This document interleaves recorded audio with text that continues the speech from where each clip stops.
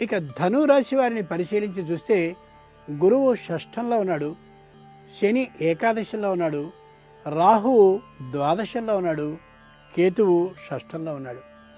ఈ పరిస్థితిని పరిశీలించి చూస్తే రుణాన్ని తీసుకోవలసిన అవసరం పడవచ్చు, విద్యార్థులకి బాగా గడ్డు కాలం కావచ్చు, అంతేకాక గృహానికి అలాగే భూమి కొనడానికి చేసిన ఆ రుణం మీద ఒత్తిడిని పొందుతూ ఉండవచ్చు. మూలా నక్షత్ర జాతకులకి ఇంతకుముందు ఎప్పుడో కొన్నటువంటి భూమి గురించి కానీ గృహాన్ని గురించి కానీ చేసిన రుణానికి సంబంధించిన రుణదాతలు కొద్ది ఒత్తిడిని కలిగించే అవకాశం ఈ వారంలో ఉంది.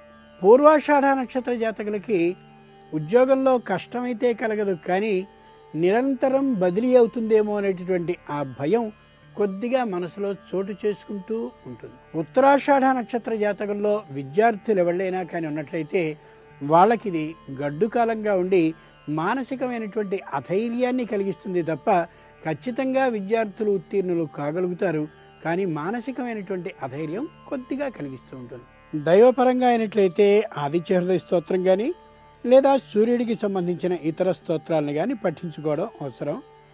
ఇక సేవాపరంగా అయినట్లయితే గోవులకి మంచి మేతని స్వయంగా వెళ్ళి అందించడం మంచిది. ఈ వారం ఈ రాశివారు మాత్రం వాహన ప్రయాణాల్లో ముఖ్యంగా జాగ్రత్తని వహించి తీరాలి.